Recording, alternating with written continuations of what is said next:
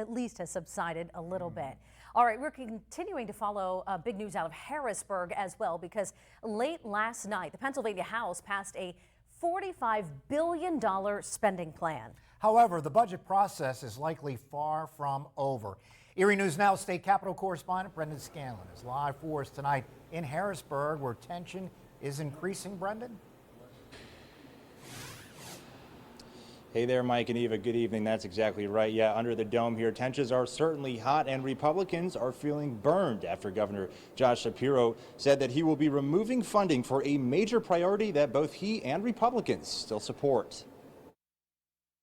I think betrayal is one of the words that's floating around this Capitol right now. Last night's budget approval came hours after Governor Josh Shapiro announced he would line item veto a $100 million private school voucher program, removing it from the budget. Representative Clint Owlett, the House sponsor of the program, says the decision hurts students the most. They had a chance of success through this scholarship program, and it was ripped out from underneath them. It was a small piece of the budget, but it was a big part of the negotiated product. This building is built on trust, and that was eroded yesterday. The disappointment with Shapiro's decision runs deeper in the Republican-controlled Senate, who passed the budget on Friday after reaching an agreement with Shapiro to fund the program. Leadership on Wednesday saying, quote, Governor Shapiro has decided to betray the good faith agreement we reached, leaving tens of thousands of children across Pennsylvania in failing schools. It is a shame the governor does not have enough respect and standing within his own party to follow through with his promise.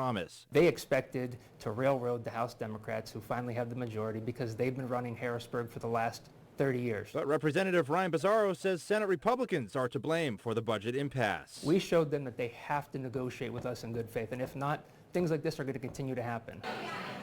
Today, Governor Shapiro responding, saying there was never a deal between both chambers and his office. Now he's calling on both sides to get the job done. There was never a deal between all three parties that was acknowledged by all the parties privately and publicly.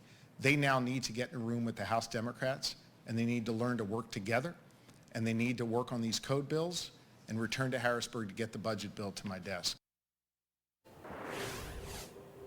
So the big question really is now what happens next. As you just heard from the governor, both chambers here still have to approve what are called code bills. Those bills really dictate how and where the budget will be spent. Without those code bills, there's really no framework in place to determine how to spend the dollars. But getting the Senate to approve those code bills could be a tall order given everything that's unfolded here in the past 24 hours. We'll have many more details on our website, erienewsnow.com. But for now, reporting live at the state capitol, I'm Brendan Scanlon. Mike and Eva, back to you.